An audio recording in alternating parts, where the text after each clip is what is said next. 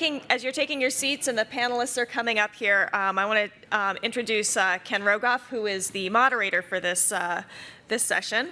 So Dr. Rogoff is the Thomas D. Cabot Professor at Harvard University, and from 2001 to 2003, he served as chief economist at the International Monetary Fund. He is very well known for his seminal work on exchange rates as well as on central bank independence. And of course, we know him for his work on financial crises and the amazing data set that he and Carmen Reinhart put together and summarized in This Time is Different, 8 Centuries of Financial Folly. So we look forward to this next panel, and please join me in welcoming the panelists. Thanks. Thank you very much. To be echoing everyone else, this is a remarkable conference, and not only because I can't remember another one I've been to in recent years that runs on time, but thanks to Ellen Mead and Richard Clarida. The FedListens is something in the private sector people pay hundreds of millions of dollars for concepts like that. Anyway, let me introduce the speakers in today's session. Really, I think most importantly, these are really young stars who are doing cutting-edge work. The paper you see today is one that I expect to appear in a very good journal. There was a comment earlier in the last session about how 99.9% of people in the world don't know what the Federal Reserve does. Cynthia's going to give a great, super clear presentation, but 99% of the people in this room or something like that would not understand what the paper was. It's a really muscular, theoretical, and empirical paper, but on a very important topic, because we keep asking the question, well, what does quantitative easing do? What does forward guidance do? What do these alternative instruments do? And they embed it in really a state-of-the-art model. I would finally say, in supporting what I said earlier, Cynthia's work has been very influential in thinking about how to empirically think about what quantitative easing has done. It's been cited by everybody. One can say the same for Annette Vissing-Jorgensen's work on quantitative easing, and she's someone who's really done very influential work on the cutting edge of macroeconomics and finance, for example, also on being very early on in noticing something different was happening in the Treasury bill market and demand, and catalyzed a large literature. Eric Sims has also written a number of papers on quantitative easing, how to think about alternative monetary policy. I would also have to mention he did a nice recent paper pointing out that if you don't know why interest rates are low, you shouldn't necessarily assume that debt is a free lunch. And with that, I think Cynthia is presenting.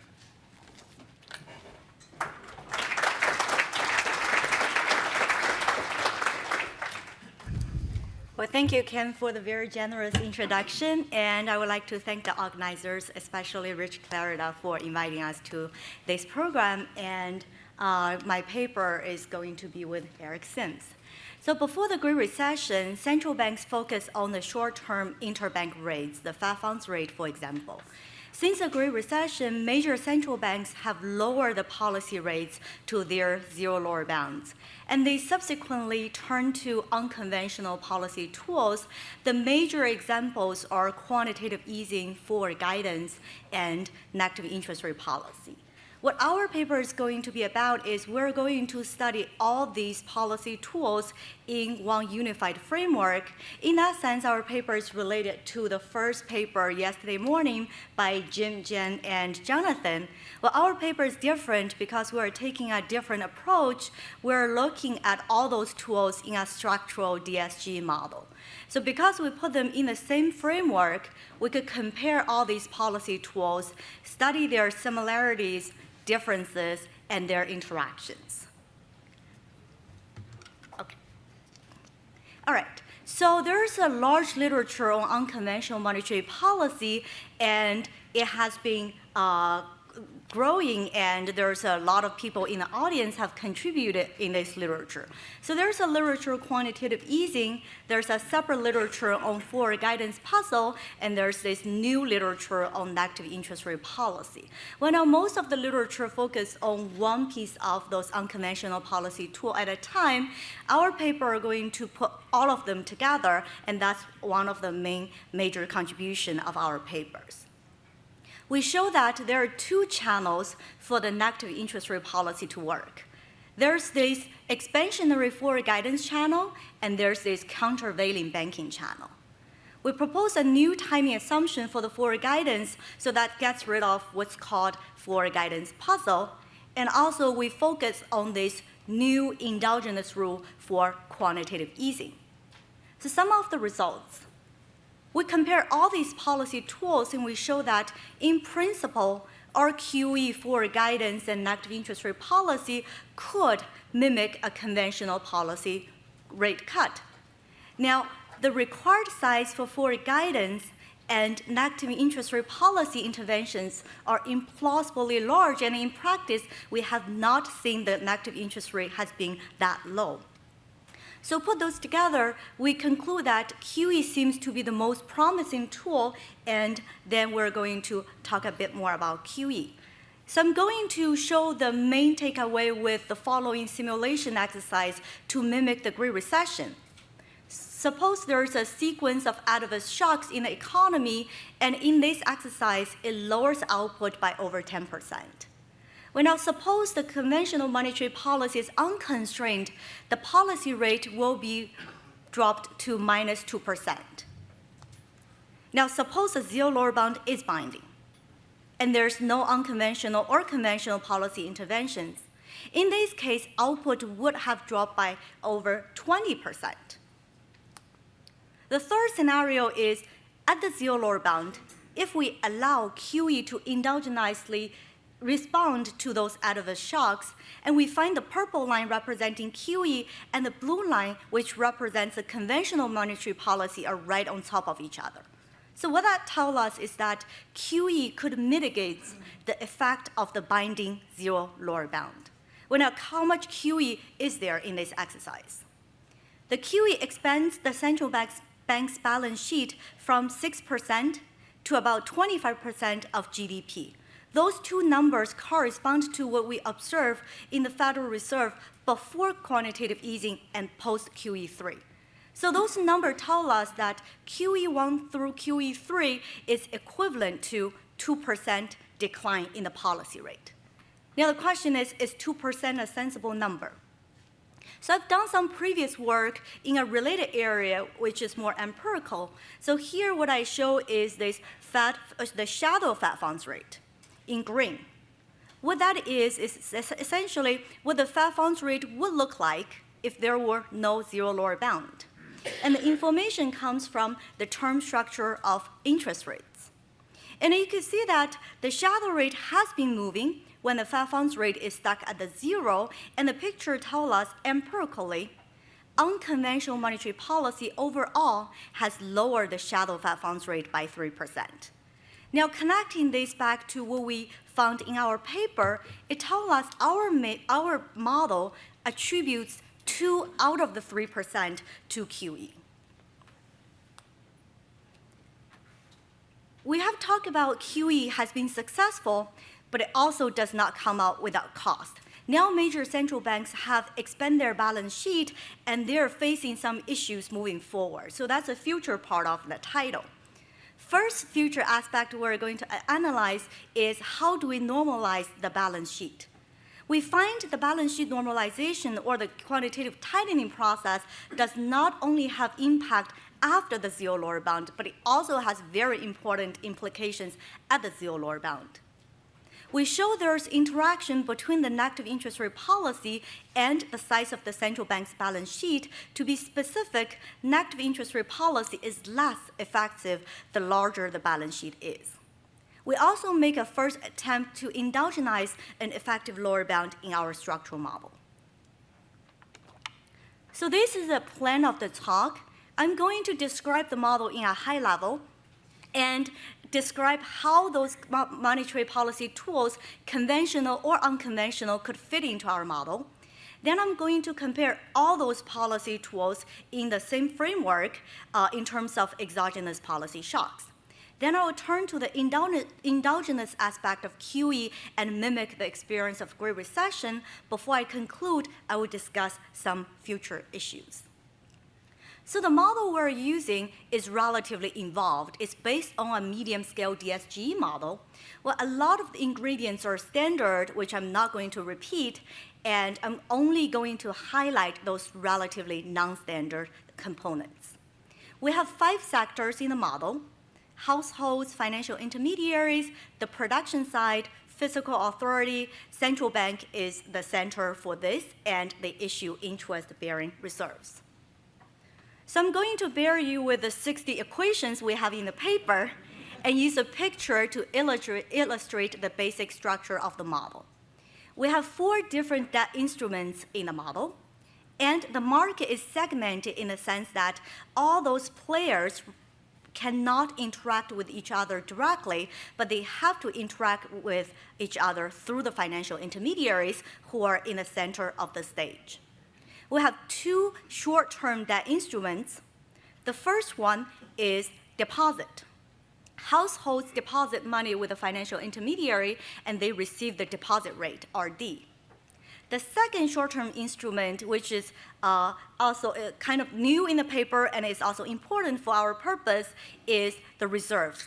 So the central bank issues reserves, and financial intermediaries hold them, and it pays the interest, or RE, and we will refer to this rate as a policy rate. There are 2 long-term debt instruments. The firm issues long-term corporate bonds, and the government issues long-term government bonds. Well, now they're structured as perpetual bonds, but for practical purpose, we could think those as 10-year corporate bonds and 10-year treasury bonds. So how does monetary policy work in practice as well as in our model? Monetary policy works through this long-term interest rate. Long-term interest rate could be decomposed into 2 components: the expectations component and the risk premium component. Conventional monetary policy works through the expectations component. Specifically, it lowers the short-term interest rate today. So here I wrote down the Taylor rule. TR stands for Taylor rule. The first term is the inertia term, and the second term is endogenous response to inflation and output. Forward guidance is similar to conventional monetary policy in the sense it also works through this expectations component.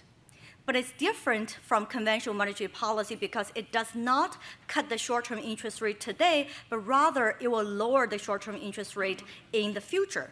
So in our model, we structured the forward guidance under the zero lower bound, and the zero lower bound is constructed such that the Taylor rule interest rate could go negative, whereas the deposit rate and the policy rates will stay at 0 or above. The timing assumption we make here to facilitate the comparison with negative interest rate policy, at the same time, it mitigates the forward guidance puzzle. The parameter gamma is a way to summarize the central bank's credibility. It could take value anywhere between 0 and 1. If it's 1, that means the central bank is fully credible. When it's 0, that means the forward guidance is cheap talk. Now, how does QE work? Here's this famous quote by Ben Bernanke. He said, the problem with QE is it works in practice, but it doesn't work in theory. How does QE work in theory in our model? QE works through the risk premium component. So going back to the diagram, there are 2 constraints the economy faces. The first constraint is the financial intermediaries face this leverage constraint, which is similar to Gerler and Crotty. Because of the leverage constraint, that allow the long-term interest rate or the payoff of those long-term assets to be higher than the short-term interest rate. Well, now, if they're not constrained, what the financial intermediary want to do is they want to load up on more long-term assets to get higher return, and as a result, that will lower the excess return, lower the slope of the yield curve. But they can't do that because they're constrained. The second constraint in the economy is this loan in advance constraint the firm faces. So the basic idea is the firm needs to issue corporate bonds to finance at least some of their investment. When the return on those long-term assets are high, that means the price of the long-term assets are low. That limits the amount of investment the firms can take. So this translates this financial friction into real effect in the economy. Now, how does QE work? QE works through the central bank issue these interest-bearing reserves and use them to purchase long-term assets, long-term bonds from the financial intermediaries. As a result, the financial intermediaries are not that leverage constrained, so they could purchase even more long-term assets, which lower the excess return, lower the slope of the yield curve, or at the same time, that increase the price of those assets. So at the same time, they could ease the loan in advance constraint the firm faces, which stimulates investment and stimulates the aggregate demand. So we've talked about that the forward guidance and conventional monetary policy works through the expectations component, and QE works through this risk premium component. What about the negative interest rate policy? Well, negative interest rate policy has not been attempted in the United States, but it has been in the rest of the world. The negative interest rate policy works through both of the channels. So there are two channels for negative interest rate policy to work. There's this expansionary forward guidance channel, and there is this contractionary banking channel. How do we construct the negative interest rate policy? We structure the negative interest rate policy the way we see in the real life. So in real life practice, we have observed those short-term interbank interest rates have gone to negative territory, but the interest rates that are relevant for households and firms have not. So that's also how we structure in our model. The policy rate could go negative, whereas the deposit rate is bound by 0. The forward guidance channel is similar to forward guidance in terms of that it also changed the future interest rate, future deposit rate after the zero lower bound is lifted. But it's different from forward guidance because forward guidance depends on how credible the central bank is, whereas negative interest rate policy is endowed with the credibility with this observable action in the policy rates. There's also this contractionary banking channel. How does that work? The banking channel works very much like QE in reverse. It works through tightening the financial intermediaries' leverage constraint. So the one equation here, it shows the bank's net worth. It depends on how much of reserve they're holding. Also depends on the two interest rates.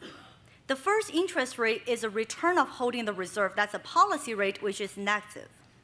The second interest rate is a deposit rate, which is 0. So they will take a loss by holding the reserves, and in that sense, their net worth decreases and their leverage constraint gets tightened. So I've described our model in a fairly high-level language, and let's look at some of the results. First, we hit the economy with a 100 basis points conventional monetary policy shock. It's an expansionary monetary policy shock. Output increases, inflation increases, and the impulse response has this humped shape. So that's a very standard result people find in the literature. Now what I'm going to do next is I'm going to overlay unconventional policy tools on top of this conventional monetary policy. Red is QE, yellow is negative interest rate policy, and purple is forward guidance. All the unconventional policies are implemented at the zero lower bound with the expected duration being 2 years. We choose the size of the shock so that the output responses match. Well, now by construction, the shape of the output looks fairly similar. The question is how big those shocks need to be. On the left-hand side, in blue, we see that it's a 100 basis point conventional monetary policy shock. In yellow and purple, the shock for forward guidance and negative interest rate policy needs to be double the size. On the right-hand side, to achieve the same amount of expansion, we need the central bank to expand the balance sheet by 4% of its GDP. Now, how does the yield curve look like? Let's look at the spread, which is on the right bottom panel. The spread increases for conventional monetary policy in blue. Why that's the case? Because conventional monetary policy lowered the deposit rate, which is the short end of the yield curve. Subsequently, it will lower the long-term interest rate as well, but by less amount. So long minus short, it gets positive. In contrast, QE lowers the spread because QE does not move on the short end of the yield curve because of the zero lower bound, but rather it moves the long-term interest rate directly. Now, another thing on the picture is the top right panel is a real long-term interest rate. You can see the real long-term interest rate across all four policy tools looks very similar, and that's what ultimately drives the similar response in output I showed earlier. So to put those together, all QE forward guidance and active interest rate policy could, in principle, mimic a conventional rate cut. The required size for forward guidance and active interest rate policy interventions are quite large. Forward guidance depends on central bank's credibility. On the other hand, implementing a large negative interest rate policy seems implausible in practice. So for example, in Euro area, we have seen the rates go down to minus 40 basis points. So put those together, QE seems to be the most promising tool in our model, and that seems to be the case in real-world practice as well. That's one of the most popular tools attempted in practice. Now we're going to turn to endogenous QE, and essentially that's what the design of QE is all about. The QE design is to respond to adverse shocks in the economy, so that relates back to the comment John Taylor made yesterday. So we're proposing a Taylor-type rule for QE, and we turn on this endogenous response only at the zero lower bound and shut it down otherwise, so it's exogenous otherwise, and we'll go back to the conventional monetary policy interest rate. First, we hit the economy with a liquidity shock. What does a liquidity shock do is it tightens the financial intermediaries' constraint, so that tightens the aggregate credit. And in that sense, it's a contractionary demand shock.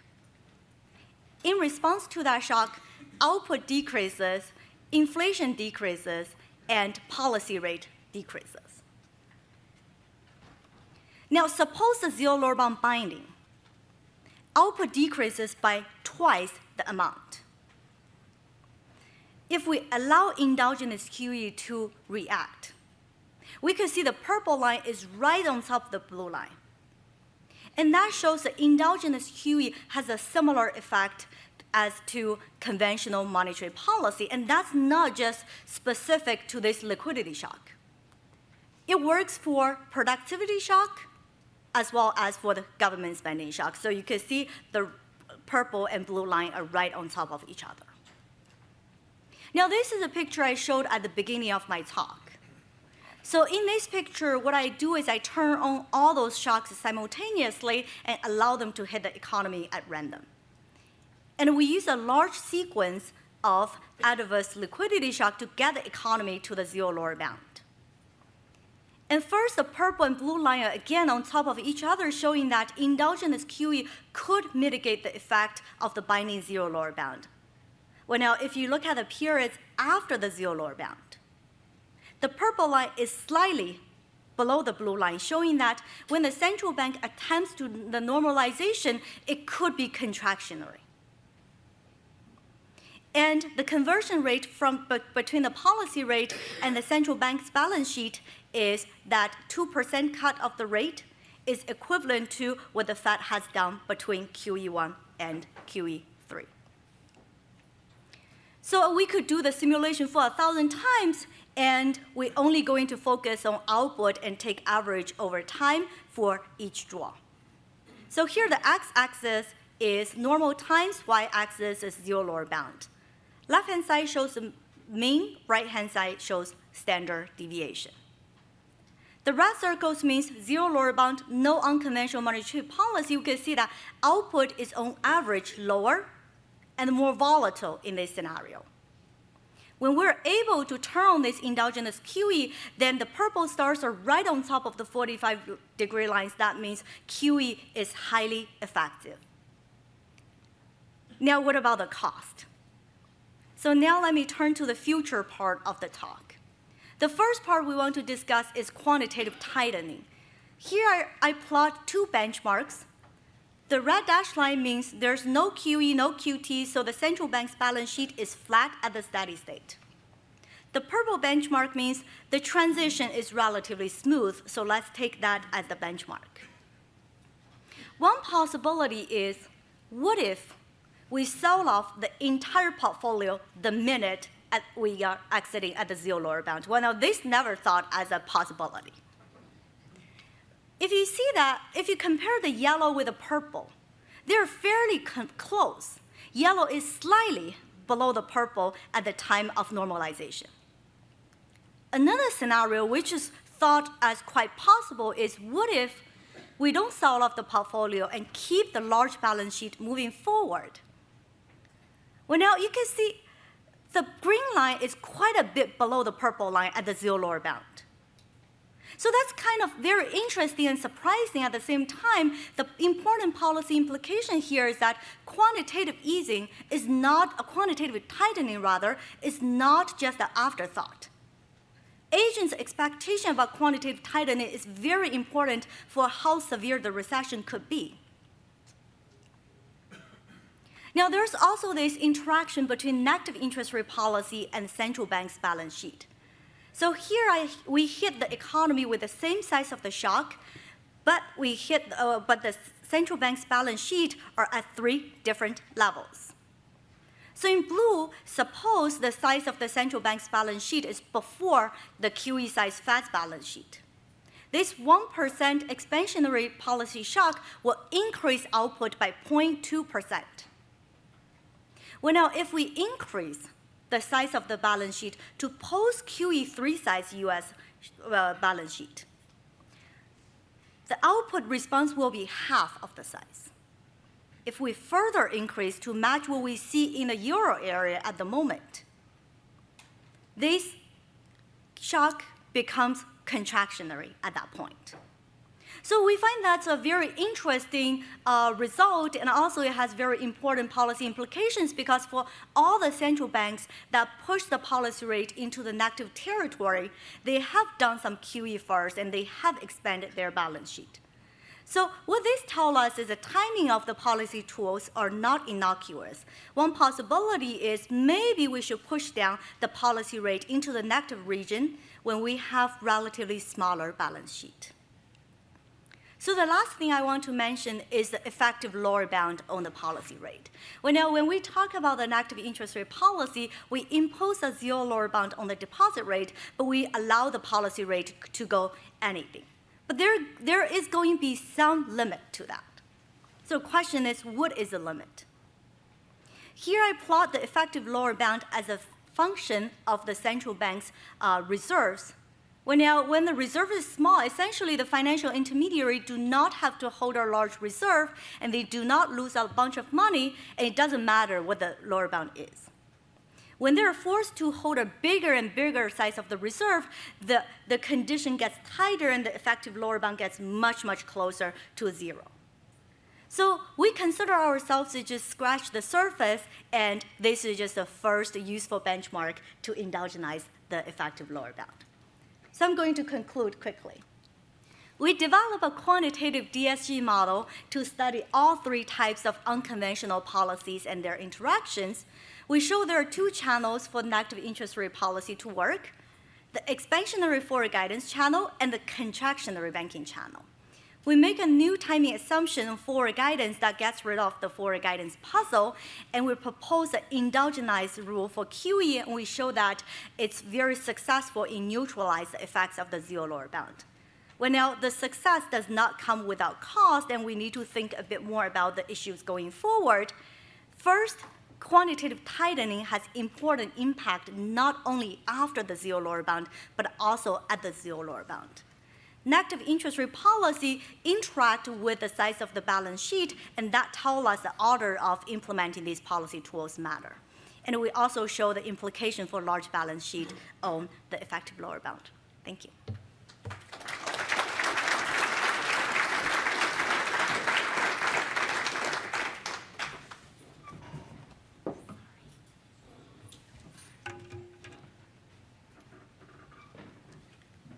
Excellent job presenting. Thank you very much for the opportunity to discuss this very interesting paper. It really is an excellent paper. It brings together a lot of things in one model. So the main problem addressed is whether the zero lower bound is a big issue, whether unconventional policy can do the same as conventional policy could do above the zero lower bound. The tool is a DSG model. It's a distinct approach from what we saw yesterday in the VAR setting, and it's also not subject to some of the criticism about identification that came up yesterday. And the main takeaway is, relax, lean back, don't worry. A modest amount of QE is sufficient to overcome the zero lower bound. So the specific numbers to keep in mind here is that a 75 basis point sort of peak cut in the Fed funds target is equivalent to only a 4% to GDP amount of QE. But by contrast, substantial amounts of forward guidance or negative interest rate policy. So the main conclusion is, QE seems sort of feasible and powerful. That's sort of independent of what exact shocks are hitting the economy. And then there's some interesting results about whether a quantitative tightening matters for the effect of the quantitative easing. There's an interesting result that actually it could be more powerful during the crisis if people expect you to not exit QE. That's a non-standard intuition, so I want to talk through that some. I basically will have 3 comments. And there are more sort of wish lists for added realism rather than sort of criticisms. The first one will be sort of my list of things that I would like to see in the model to add realism. The second comment is about the exit result. And then finally, I want to talk a little bit about forward guidance about the tails related to what Chair Powell said yesterday about giving guidance about not only what you'll do if the expected happens, but if the unexpected happens. So why am I not entirely confident yet in the 4% number? So my first comment here is that this is a model of one QE channel. Right? The whole action goes through the tightness of the intermediary's balance sheet constraint. It's about an agency problem, since they called it a leverage constraint. The underlying, sort of what's under the hood in the model, is really this one equation, which says that the value of running the bank, so the continuation value of keeping the bank going, needs to be sufficiently big in order for the bank managers to essentially not run away or divert the assets. Where essentially you can run away, it's a little bit easier to run away with corporate bonds than with treasuries, and so there's this delta in there that basically says that you can, for a given amount of equity, have a bigger balance sheet if you hold government bonds than corporate bonds. And then that theta that measures the tightness of constraint, that's the one that they move in crisis to basically tighten the leverage constraint in crisis. All right, so given that, then the tightness of the leverage constraint is going to be captured by sort of a shadow value, the Lagrange multiplier lambda, and instead of having a standard Euler equation where the right-hand side is 0, you now have this tightness of the balance sheet constraint. So that's really the one kind of mechanics underlying the analysis. All right, so the reason that I'm not perfectly happy with this is because it implies that spreads are linked in a fairly straightforward way, that the corporate spreads are essentially a factor 1 over delta, in this case 3 given the calibration. They're 3 times higher than the treasury spreads. And the same factor that drives those spreads drives the effectiveness of QE. In other words, any QE, whether you do treasuries or corporate bonds, will have a 3 times larger effect on corporate spreads than treasuries. Okay, this is not how QE works. So let me show you some spreads. Here's a whole bunch of spreads over the crisis period. Notice the corporate BAA, for example, have very large spreads to the short rate. So according to the model, the things that are at the top should be more impacted by QE because the same factor drives the spreads and the impact of QE. Okay, so here's a picture of, in the first column, the effectiveness of QE. This is from my work with Krishnamurti based on an event study. And you see, lo and behold, this is sort of the total impact across a bunch of events. You see the treasuries, the corporate bonds, the MBS, things that have very different spreads actually moving about the same, which is not what should happen according to the model. The other fact that the model doesn't quite fit is that generally, and you see this clearly in QE 2 and 3, the stuff you buy moves more than the stuff that you don't buy. Okay, so the model has sort of one channel, and I think it's a channel that's important for thinking about crisis times and sort of constraints on the risk-bearing capacity of the financial sector. It's an important channel, but it's not the only channel. So I'll talk you through some other channels, and then I'm going to touch on the fact that the corporate spreads, of course, are also driven not only by risk premium, but by expected default, by default risk, and suggest how to recalibrate to account for this. Okay, so what are some of these specific channels?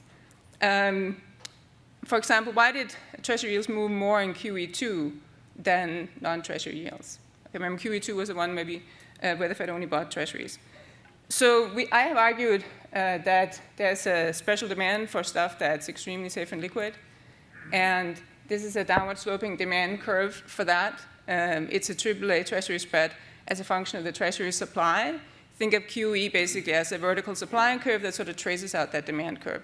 So part of the effect of QE was to make treasuries even more special than they already were, leading to that extra kick in the yields.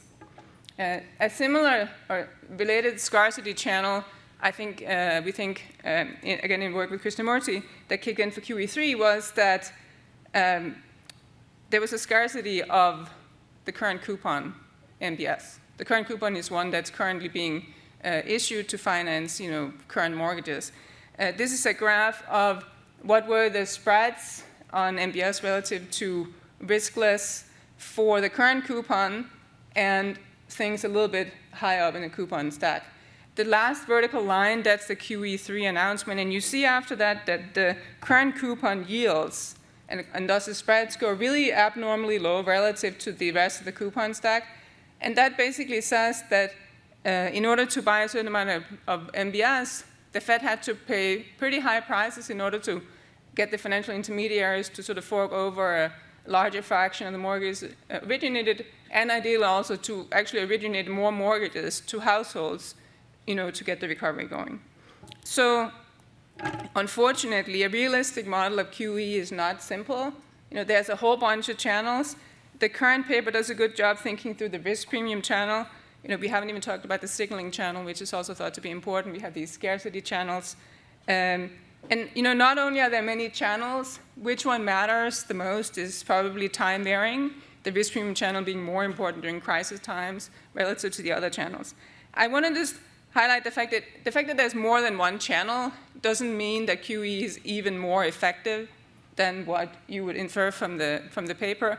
Take a case where you are in normal times and the risk premium channel is not operative, then the paper is sort of not informative about the effectiveness of QE, how it would work through the other channels. So the question then is, given that we have a hard time assessing the exact amount of QE needed to get a given yield impact, is it time for yield curve controls? Similar to our discussion, back in the 80s about what do we do if the money demand is unstable, should we target the price rather than the quantity? And so I read up a bit on, Bernanke has an excellent Brookings piece on this. There's some excellent Fed memos. There are some reasons that perhaps yield curve control is not a good alternative to QE. There's a whole issue of losing control of the size of the balance sheet. There's also, and this is what's really nicely laid out in Bernanke's Brookings piece, the fact that you cannot pin down the long yield independently, sort of a forward guidance, without big balance sheet implications. Okay, so say you wanted to pin the 10-year at 1%, that has to be consistent with the forward guidance that you're giving. Otherwise, everyone would sell the bonds to the Fed, and the Fed would end up with, a massive balance sheet.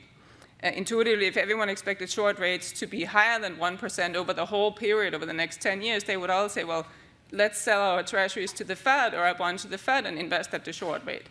Okay, so given that we probably cannot credibly commit to forward guidance over a 10-year period, I view the potential for yield curve controls more as a complement to forward guidance rather than sort of an alternative to QE. maybe we should, I think the Chicago Fed people would probably call it, very Odyssean forward guidance is perhaps the way we should think about it. All right. Related to sort of the accuracy of this 4% number, corporate spreads would not be zero even if there was no risk premium, right? There's a default component. And so what I would encourage the authors to do is, instead of calibrating the model to the total spread, calibrate it only to the risk premium component of the spread. And I think what that would do is essentially, this delta parameter would be a third both for corporate and government bonds. Essentially, the 4% number would become 12%, which may be fine, but we want to know, what the right number is. That should be relatively easy to update. Okay, again on the list of sort of the wish list for added realism, this is a model where most of the transmission goes through investment. As I read the empirical literature, a lot of it goes through consumption. Okay, so in the model, if you look at the right picture for consumption, there's not a lot going on with consumption when QE is kicked in there. That's because there's no housing. But in the empirical literature, people have documented that the refinancing mortgages and especially extracting home equity at refinancing has been really a key channel in terms of, also in magnitudes in terms of QE transmission. Even in normal times, the conventional transmission mechanism also to some extent works through mortgages. Think of the folks with adjustable rate mortgages who reset at a time when the new rate is much lower. Think of it like a 5-1 arm taken out in 2005, resetting in 2010. People have documented big effects of that. So on the wish list, definitely more discussion of housing. Okay, so now, since I'm not at the Fed, I can sort of say the slightly more radical things. In the model, what about government debt? Okay, so we have transmission through consumption and investment. What about government spending? What about government spending? In the model, the authors assume, as I think is standard in the DSE literature, the government debt is fixed in real terms, but is it? Presumably there's some interaction that Treasury QE creates fiscal space. And is that something that, of course, politically, this is something we rather would not talk about, but it does mean that there's some element, perhaps, of missing realism. If you look at, the model works through borrowing for corporate investment and so forth. Who has actually borrowed during this period? Well, it's been the government. If you look at the firm and the household, borrowing to GDP is actually quite low. So here's a possible approach to add this to GSD model borrowed from Martin Philippon. It's sort of a Taylor-type rule for the government, where they also are trying to stabilize employment, subject to a given borrowing cost that then potentially is affected by especially Treasury QE. In terms of just a final couple of comments, the exit result is interesting. So this idea that not exiting could potentially be bad. Now, our standard intuition about this is sort of worked out very nicely in a paper by Greenwood, Hansen, and Vayanas. It is that the longer you plan to be in the market, the more you're going to lower the rates up front, because essentially you're affecting the risk premium over a longer period of the bond's life. That's not what's going on in this model. Instead, it's all about risk-bearing capacity. QE adds the risk-bearing capacity of the Fed, but if then it takes out risk-bearing capacity of the private sector by compressing spreads, that could go in the other direction. Now, I would like the authors to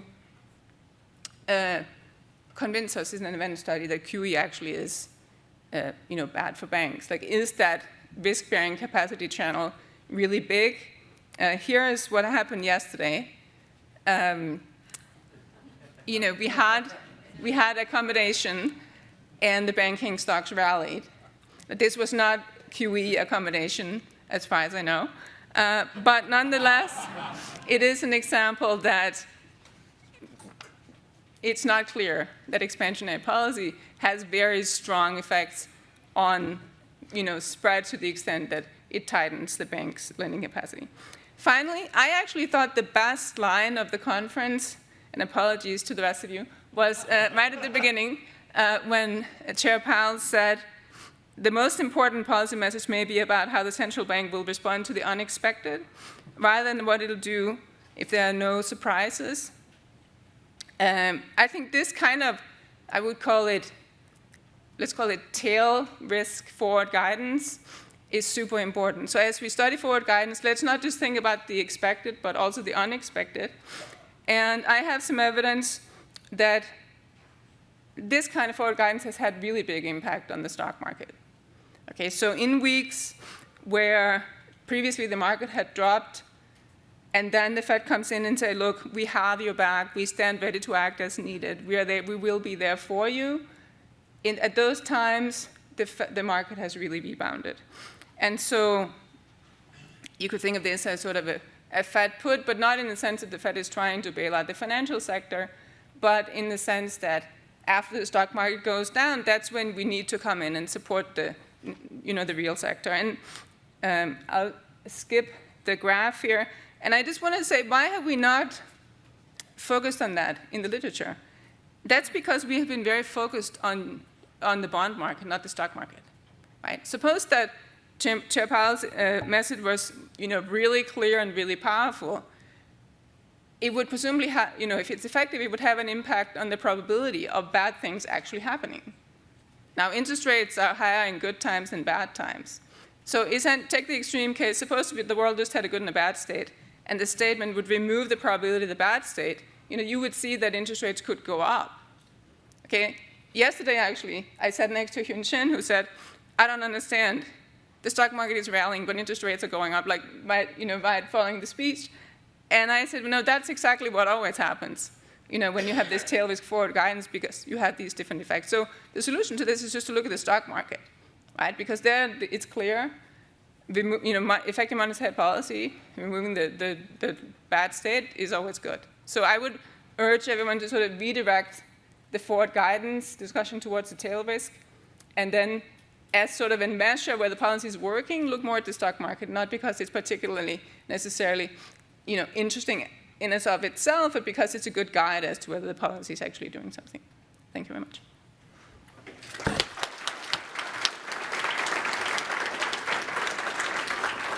That was a magnificent presentation and a magnificent discussion, which fortunately they're being taped and we can replay them, and I think I will listen again. But I think I have a short comment, but before I even do that, I probably should give Eric and Cynthia a chance. I don't know which one of you wants to respond. You want to go? Okay. Yeah, I can start. So thank you very much, Annette, for this very thoughtful comments, and I like most of your comments. So just some probably technical stuff. And the first thing is you said that the corporate spread versus the yield spread. I think that's a very important issue. For us to model it we could make the delta, as you point out, time varying. That would probably the simple way to do it. Well, now to make that endogenous and how do the policy react to or change it, that I think could get more involved. In terms of the signaling channel, I think that's a great point, and that's related to your paper. There are many, could potentially be other channels for QE. And well, I think for our model, especially the signaling channel, I think we could build it in because we have the forward guidance aspects. And so that probably is something we could do with our model. You said the target interest rate rather than target the asset balance sheet, I think. In some sense, it's essentially what we're doing in our paper, right? So the long-term interest rates move similar amount with the QE, and that's essentially get into the aggregate demand. So we could write down the rule either with the long-term interest rate or with the assets. I think those, in some sense, those are sort of equivalent in our model. And you mentioned the consumption. I think that's a great point. I didn't have time to show that. So there are two parts, investment and consumption. And investment depends on the short-term interest rate, whereas consumption depends on the short-term interest rate, whereas investment depends on the long-term interest rate in our model. And in our model, the majority is driven by investment. And the mortgage you mentioned is a great point. I think if we model mortgage in our model, it will react similarly to investment. So that will react to the long-term interest rate rather than the short-term. And so I think there some kind of equivalence there if we do mortgage rather than investment. I'll leave the rest to Eric. Yeah, I would echo those comments, and thanks a bunch, Annette. It was really helpful. The one thing I wanted to respond to was you talked about government spending and sort of fiscal implications of QE, and that's a really interesting question, and it's something that we're thinking about in the context of this framework. It gets really complicated. When you introduce these kind of financial frictions, Ricardian equivalence breaks down in a way that macroeconomists don't like in our standard models, and all of a sudden how much debt there is and who holds it and where it is begins to matter. And so as to not focus on those particular channels, we made what struck us as a reasonable decision to just assume that real government debt was fixed. That's obviously implausible and unrealistic, but I think there's a bunch of interesting stuff to do on that note. I really like the idea about the event study method, the event study idea to look at how QE affects bank profitability, and I think Cynthia more or less covered it out. So, I just have one comment, thing to throw out there before I throw it out to questions.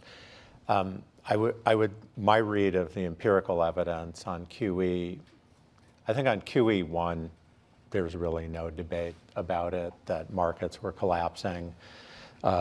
You could argue in some countries the Treasury would have done some of the heavy lifting, but the Fed did it very effectively of filling in markets. And where there's much more debate has to do with QE2 and QE3. I would say it was not necessarily totally reflected in this conference, but John Taylor, showed a kind of famous diagram that maybe Mike Woodford first showed, and then your thesis advisor, I think, Jim Hamilton, had about the timing and interest rates changing. And I think what's sort of tough going up against that is that you have this your shadow rate works incredibly beautiful and clever, but it's very obscure compared to the diagram in front, and which do we believe? And I think there's a lot of literature on both sides of this, to say the least. I think it's very important to make a distinction between what I call pure QE, where you're buying Treasury bills, and the government owns the Federal Reserve 100%. You're just doing maturity transformation. I think Annette hit the nail on the head with what it probably does. It probably creates fiscal space. Is it free? No, because you're shortening the maturity of government debt and taking a bit of a risk. Is that a good idea to do in a deep crisis? Probably. Is that a good idea to do routinely in a recession? Less obvious. But that's I wouldn't put that at all in the same category as what I would call fiscal QE, where the government's serving as an intermediary. And the Fed is intermediating. It's buying private stuff. I mean, the ECB's done OMT. The Bank of Japan's bought stuff. But there's this is in a whole different territory when you're not in a crisis. And it's important to measure. It's important to understand it. But it's not. It's certainly a form of fiscal policy that maybe the central bank can do effectively, but it's controversial. And let me last just say something about negative rates, which I've written about a lot. So obviously, if you put in the restriction that deposits can't go negative, then you can't make interest rates very negative. But thinking ahead 10 or 20 years, and I'd say a lot less than that in Scandinavian countries, possibly Japan, there are lots of fairly straightforward ideas that basically eliminate that problem. You could have deep negative rates. And I realize that, like QE, is very controversial, but there's also literature on that. And I would say in 10 or 20 years, when people are looking back at this conference, and FedListens may be the main thing they remember, but I think it will also be remembered for what wasn't talked about, which was there's some of the more out-of-the-box ideas that I suspect you'll see, not first in the United States, but see in many other countries over the next 10 to 15 years. Anyway, with that, maybe I'll open up to questions. I realize is that Louis Alexander over there? And Kristen, Hi, I'll thanks very come to much, you Louis next. Alexander from Nomura. This was great. I have sort of one comment and some questions. The comment was, if we're talking about ways in which you could make this more realistic, One of the ways I would encourage you to do is sort of think about the global dimension. So certainly, when you get into the math of how much duration did the Fed take in, can you explain interest rates? If you don't look at sort of what was going on with the volume of safe assets and the demand from abroad, it's hard to have that all make sense. So this obviously came up yesterday about, this is another degree of complexity, but I think it's important in terms of how you interpret where rates actually went versus what was done. In terms of the comment, I'd be very interested in having you guys think about using this model to address what I think are two current policy problems.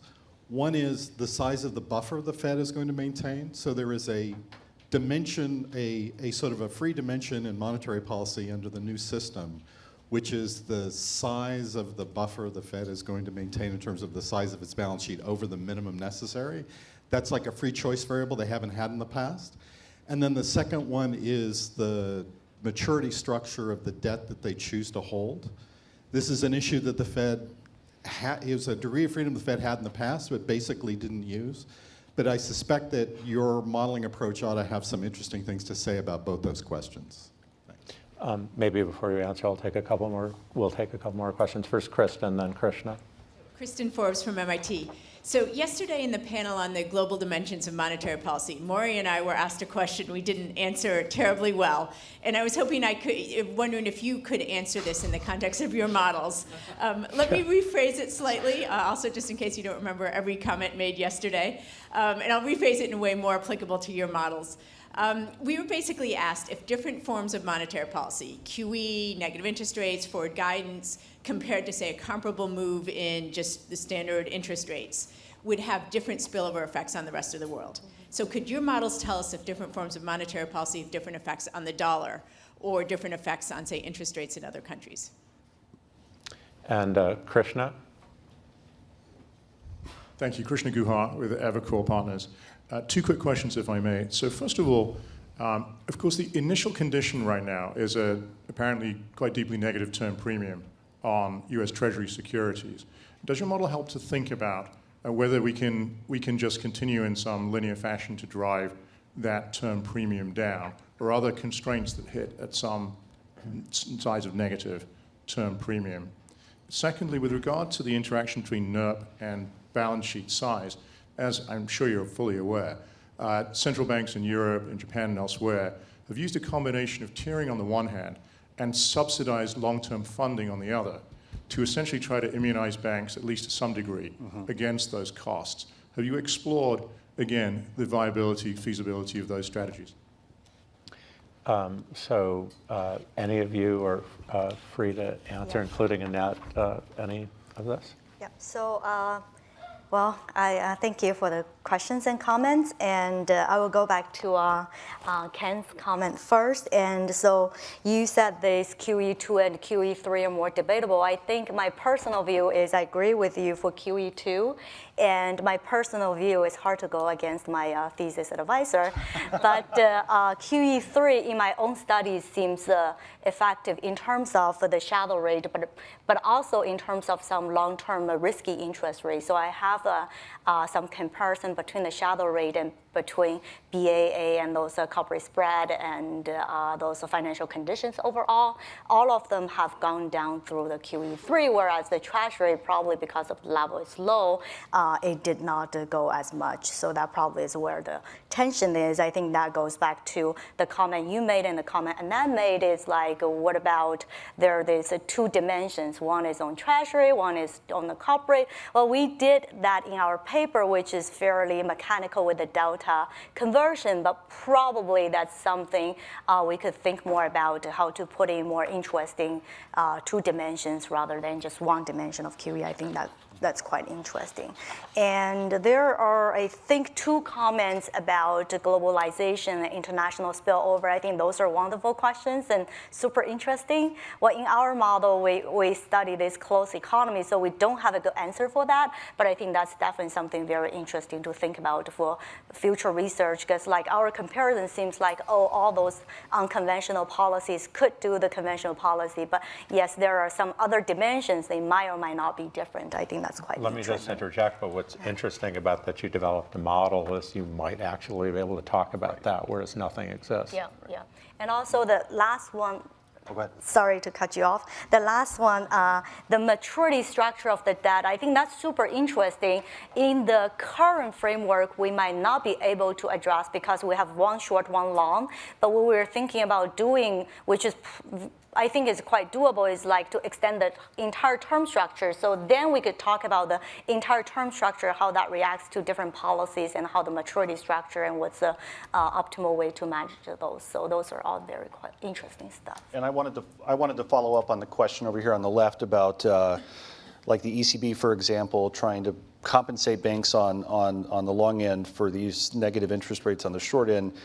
We mentioned this in the paper. We don't have this in the discussion or today's presentation because of time constraints, but there's a couple of recent papers. Mauricio Yolate's job market paper, he was out of Berkeley this year, and a recent paper by Gauti Eggertson and Larry Summers and some other folks that kind of look at this channel, and they sort of independently of what's in our model argue that there's sort of a similar thing going on, that in essence pass-through breaks down or becomes much weaker when you move into negative interest rate territory, precisely because of this profitability channel that's hampering intermediaries' ability to extend credit. And so I think that that's a nice complement to what we have in our model, but sort of the policies and proposals that you mentioned there, I think make a lot of sense, and those are things that we can analyze in our context. No? Yeah, just in response to Kristen's question about how these different policies affect the international dimension.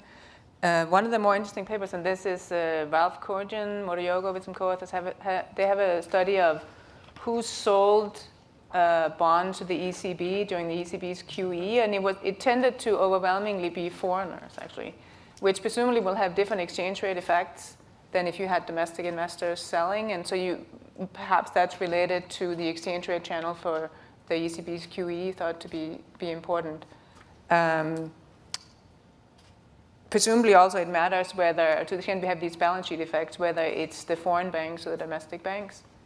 And so it would be very interesting to see this done more broadly in terms of who sold bonds to the Fed during their QE, as well as to the Bank of Japan and so forth. Vice Chair Clarida?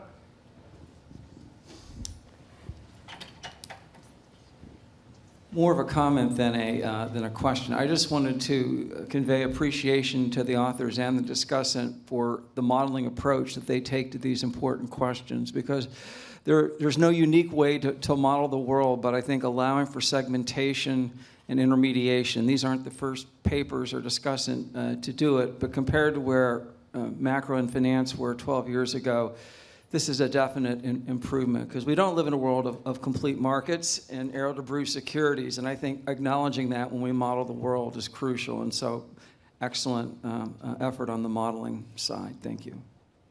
If we lived in a complete markets world like that, we wouldn't need you. Back here. Yes, thank you. Anton Federal Reserve Bank of St. Louis. I'm thinking about Japan. Maybe this is a nice way to get at the mechanism in your model. I see the experiment in Japan, I juxtaposed against your results. I wonder, is it fair to say now that the problem with QE is that it seems to work in theory, but not in practice? What is different about Japan, and how would your model accommodate for that observation? Thank you. Let me just see if there are any other questions yet. Mickey Levy.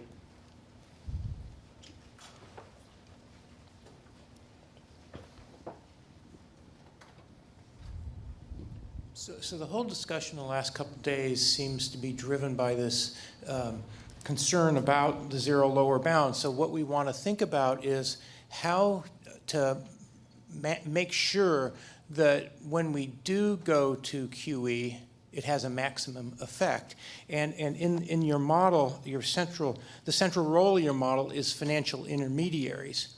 So is there anything the Fed could be doing now in terms of regulations, the size of the balance sheet, IOER, or anything that would facilitate the intermediaries, so that unlike when QE3 was put into place, we noticed that, of course, there's a dramatic increase in high-powered money, but didn't translate into a material increase in lending. There was, for 4 years, no acceleration in nominal GDP. So is there anything the Fed could do now in anticipation of when it eventually may need to use QE? I don't see any questions yet. Okay. Want to take those up? Well, first, I would like to thank Vice Chair Clarida again, and thank you very much for the comments. Going back to the question about Japan, I think Japan is kind of different in the sense that their yield curve is very flat, and they're having this low inflation experience, and so that's related to some of the other work I did, essentially compare whether those unconventional monetary policy could be substitutes for conventional monetary policy, and I look across different countries, and the conclusion for that paper is essentially for the US is basically, yes, we could do what we did before because of we could lower the long-term interest rates, but for other countries, that's so much we could do, right? Essentially, we can lower the long-term interest rate to 0. That's about it. And we find in my other paper, we find that the unconventional monetary policy will have a hard time to do what they need to be done for other regions of the world, the Euro area, UK, and Japan being the examples when their yield curve being so flat. And I think a related point that goes back to the question over here from the left is what kind of things, which I thought was a very good question, what kind of things could a central bank do today in anticipation of wanting to get the most bang for its buck the next time it has to use QE? I think echoing what Cynthia just said, this sort of ties into the normalization argument here, is that by normalizing, you're going to steepen the yield curve during the recovery phase, which is going to give you more room to maneuver when you need to use the QE again at some point in the future. So I think that that actually speaks to some desire to normalize at a moderate pace. If there's no other questions, we do have a couple more questions. Sam Schulhofer-Wohl, Chicago Fed. In your model, have you thought about what the effect would be of a maturity extension program where the Fed sells medium-term Treasury securities and buys longer-term ones? It wasn't clear to me whether that can be accommodated in this framework. And I think Cynthia kind of addressed this earlier. We would like to think about that. We have a bit of an admittedly rudimentary term structure built into the model right now in the sense that there's long-term rates and there's short-term rates and there's not intermediate points. And so to think about the maturity extension program, you need multiple sort of interior, if you will, points on the yield curve. And so we're thinking about how to modify the structure of the long-term debt in the model to do that. But in the framework that we have right now, that's not a question that we can address, but I think it's a super interesting one. Peter Hooper. Yeah, I wanted to come back to Louis Alexander's question about the buffer, the size of the balance sheet. In your scenarios, at 25% of GDP, you found that negative interest rates were counterproductive. At 6%, which was the pre-crisis level, worked quite well. Currently, I think we're around 20% and likely to remain elevated significantly because of this buffer. I'm just wondering where on the continuum you might see I mean, is that 20%? Is that going to be costly, or do we need to get down much lower?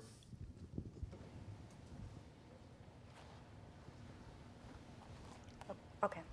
So I think that's related to essentially the normalization stuff we're trying to do, and the Fed's balance sheet expands from 6% to 25%. And in the exercise, we're showing that if we don't go back to normalization and if we keep higher steady state balance sheet, and then that will essentially be bad for the time of the crisis. It will make the crisis more severe if that's, so that's, I think, related to the question you're asking. I just want to pick up on something Annette emphasized towards the end of her remarks about how QE can relax the fiscal constraint for the government, and the government can fill in, sort of create self-fulfilling stimulus. And 2 points about that. One is, of course, you look at the central bank's balance sheet when you're quantifying the model, but the Treasury was doing a lot at the same time. In fact, if you look at many countries, England, the United States, they were lengthening the maturity of debt, and it's a little unclear why that wouldn't enter your calibration in the consolidated balance sheet, although private sector debt is different. And I guess, Annette, have you done anything to quantify the size of these effects? I mean, I've often thought about it couldn't be very pleasant to go to the president and tell him or her that, well, we think it's getting a little unsafe how short the debt is. We're going to lengthen it, but it's going to mean you have to cut. And of course, this is doing the opposite. Have you thought about quantification? The paper that I cited had a calibration based on the Eurozone about how different yields had actually affected government spending. Before John asked me, Annette, you're going to say anything crazy, so I'm not going to say anything too radical on this. I guess one could argue, that in bad times you're creating fiscal space, and that then the concern, in good times should be more than about perhaps not financial stability, but fiscal stability, whether you sort of need to, lean out of subsidizing government borrowing in good times in order to be ready for the next crisis, essentially. So it's not that you're sort of, from the side of the fiscal authority, you're helping them in general by holding treasuries rather than corporate bonds on the Fed balance sheet. So they shouldn't be too concerned with you. The finer point is, when should you help them more or less? But the bottom line is that you're helping them. And so, just a footnote, obviously, quantitative easing in Europe is different, that if you look at consolidated budget sheet, you can't do it, and it involves a fiscal transfer from the strong states to the weak states, which obviously could lead to stimulus. Looking for other questions. Cynthia, Eric, Annette, is there anything further you want to discuss? I can ask questions, but that was a pretty lively exchange, so I don't want to. Well, I think that's a super interesting stuff in terms of how the Treasury is doing as opposed to how the Fed is doing, right? And also I thought a bit about the issue for the past couple of papers, and the question is, what is the quantity that matters? Is the quantity that the Fed is holding that matters, or is the quantity that the Treasury net to the Fed is what it matters, right? So that I don't have a good answer for that. I think it's unclear to me. And on one hand, it could be that the total outstanding, that's what it matters. But then the question is, when the Fed is doing quantitative easing, why the Treasury is issuing additional debt at the same time? But lengthening the maturity. Right, and also they're issuing too, right? So the total. But the extent to which they're operating in opposition is that they were lengthening the maturity while the Fed was trying to shorten it. Right, so that's quite interesting stuff. And one theory could be like, it's probably how much the Fed is holding is what matters for the economy. But the question is why that's different from what the Treasury is issuing. So I think that's an excellent question, and I don't think we have a very clear answer for that question. Eric, Annette, anything further? There are 4 minutes to go. I have, if anyone has further questions. If not, I invite people to replay those 2 fantastic talks that we saw, and just to thank the authors and the discussants.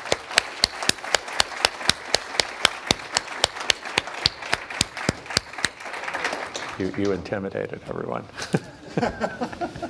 That intimidated me, I think.